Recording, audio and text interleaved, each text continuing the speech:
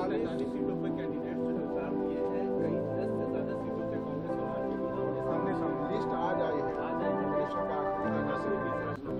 मैंने राजनीति का विद्यार्थी हूँ, स्टूडेंट ऑफ पॉलिटिक्स होने के नाते मैं ये पढ़ाई करता हूँ, अध्ययन करता हूँ, जानता हूँ कि चुनाव में क्या क्या कैसे कैसे हो रहा है। पर मैंने अपने जीवन काल में कभी इस तरीके का चुनाव नहीं देखा जहाँ पे इतना बड़ा गठबंधन इस तरीके से बिखराव की कगार पर आ गया।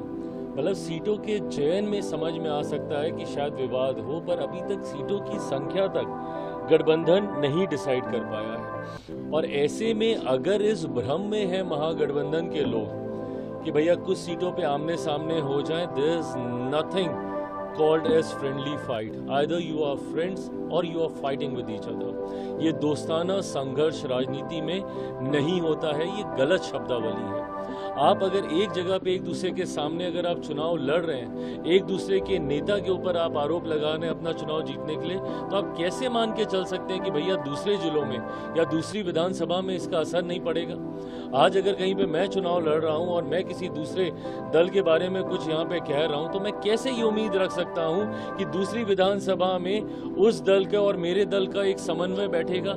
ऐसा नहीं होता है चुनाव में। ये जो लोग हैं, जितने भी नेता हैं जो एसी कमरे में बैठ के हेलीकॉप्टर में घूमकर इन लोगों को लगता है कि भैया हम लोग ऊपर हम लोग मिल जाएंगे तो नीचे भी कार्यकर्ता मिल जाएंगे, ऐसा नहीं होता है।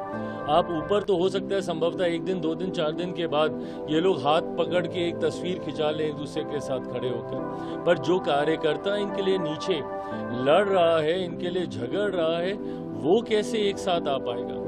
महागठबंधन ने कहीं ना कहीं अपना पूरा नुकसान, ये ना गठबंधन को जिस तरीके से इन्होंने इसमें बिखराव किया है, जिस तरीके से समन्वय नहीं बैठ पाया है, इसका बहुत बड़ा खामियाजा महागठबंधन को भुगतना पड़ेगा।